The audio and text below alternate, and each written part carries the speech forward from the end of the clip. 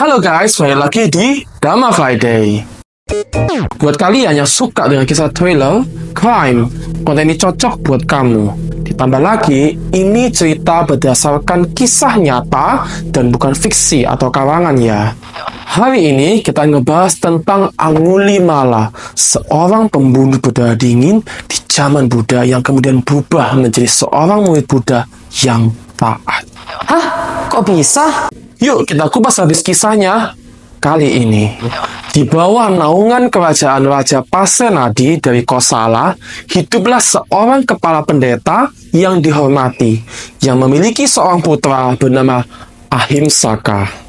Ahimsaka dikirim ke Takasila untuk belajar, di mana ia mencuri perhatian dengan kecerdasan dan kepatuhannya.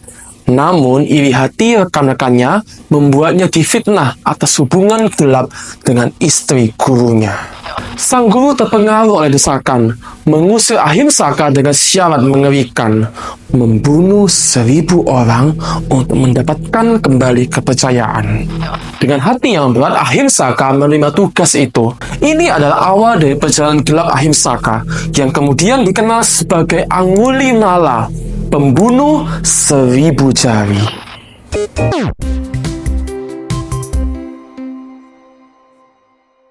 Yuk, kita kenalan dulu dengan Angulimala ini siapa. Angulimala adalah seorang putra kepala pendeta di istana Raja Pasenadi dari Kosala. Nama aslinya adalah Ahimsaka. Singkat cerita, ketika ia udah gede, dia dikirim ke Takasila, sebuah universitas besar yang terkenal di kala itu.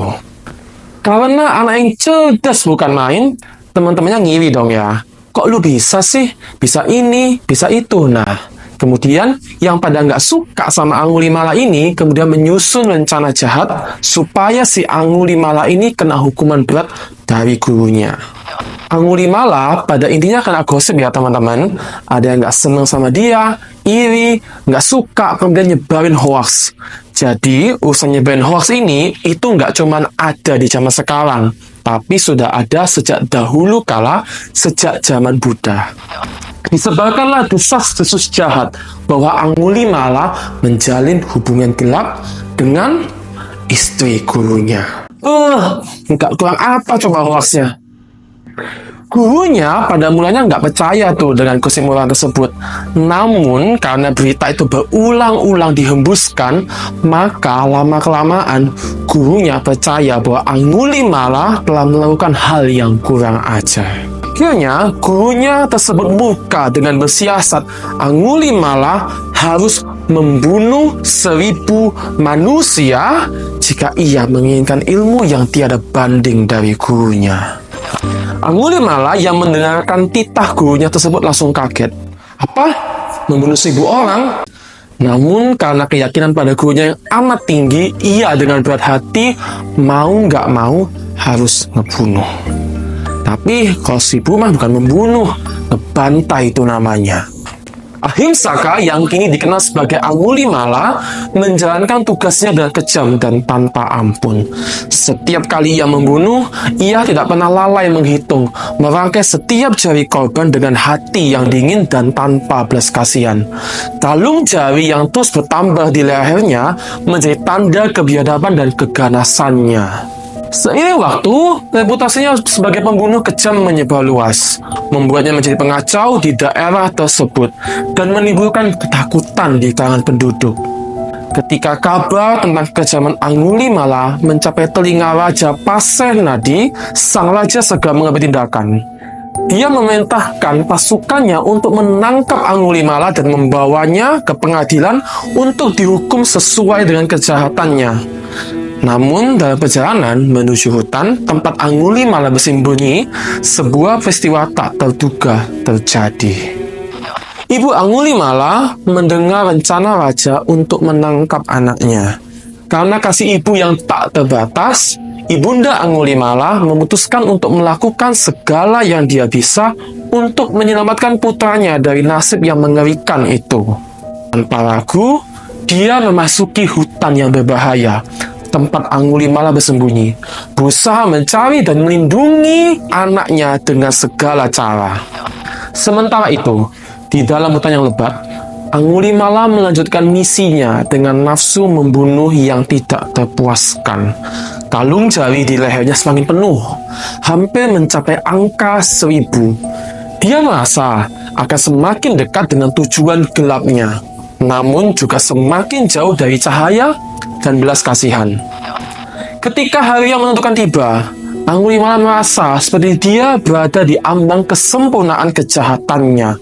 1 jari lagi, dan dia akan mencapai 1000 jari yang diminta oleh sang guru. Tetapi di saat itu juga, kondisi berkata lain. Pagi-pagi sekali pada hari itu, Buddha dengan kebijaksanaan dan cinta kasihnya yang tak terbatas, ia melihat Angulimala dalam penglihatannya dan berpikir bahwa jika beliau tidak menghalangi Angulimala yang sedang menunggu orang terakhir untuk memperoleh 1000 jari itu, ia akan melihat ibunya dan bisa membunuhnya. Dia tahu bahwa jika Angulimala melanjutkan tindakannya, tidak hanya akan merusak dirinya sendiri, tetapi juga akan menyebabkan penderitaan bagi banyak orang, termasuk ibunya sendiri. Dan Angulimala akan menderita di alam neraka atau niraya yang tiada akhirnya.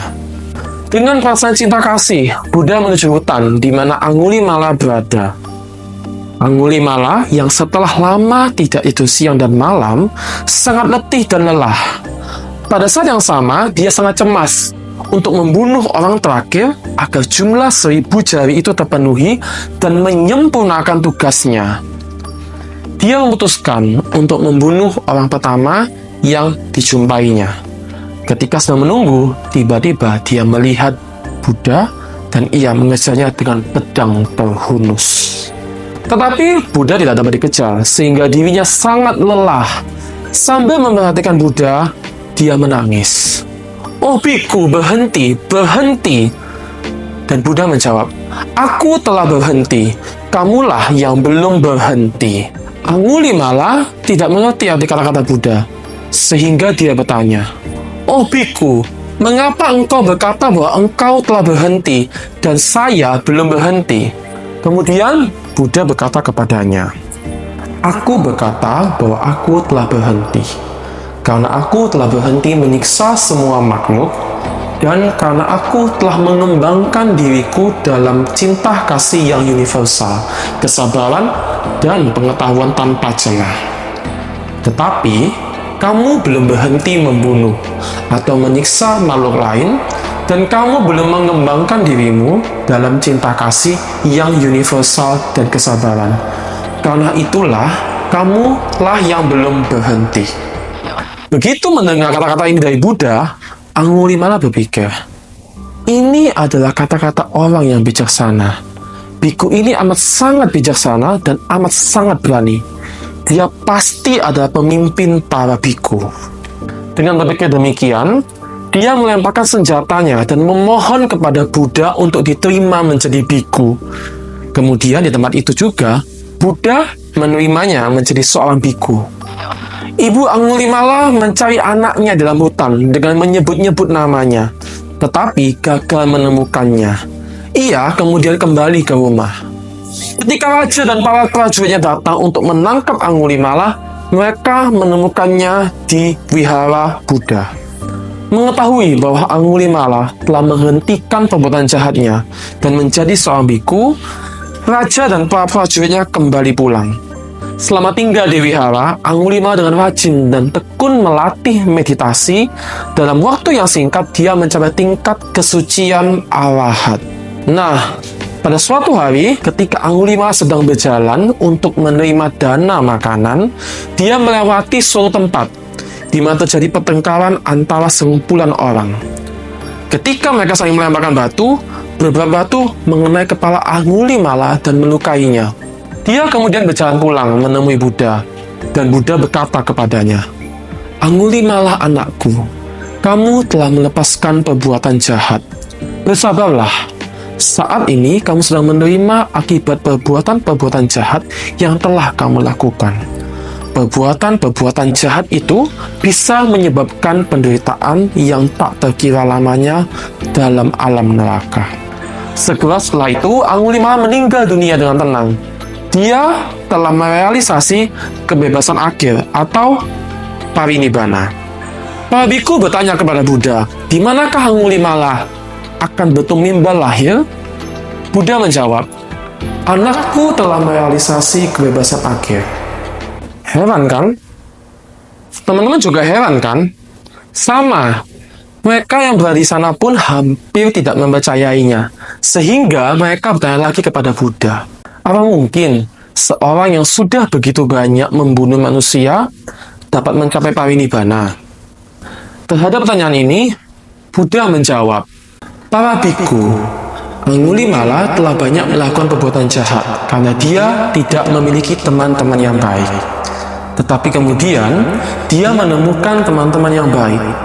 Dan dengan bantuan mereka serta nasihat yang baik, dia telah mantap dan penuh perhatian melaksanakan dhamma. Oleh karena itu, perbuatan-perbuatan jahatnya telah disingkirkan oleh kebaikan. Nah, itu dia kisah dari Angulimala. Semoga bisa memberikan inspirasi dan pelajaran berharga bagi kita semua ya. Gimana menurut kalian? Oke teman-teman, terima kasih ya udah mau nonton video ini. Ikuti konten-konten kita selanjutnya yang bakal bahas tentang kehidupan seputar agama Buddha yang informatif dan pastinya seru. Kalau ada mau kasih revisi, pertanyaan, atau menambahkan pendapat bisa langsung aja tulis di kolom komentar ya.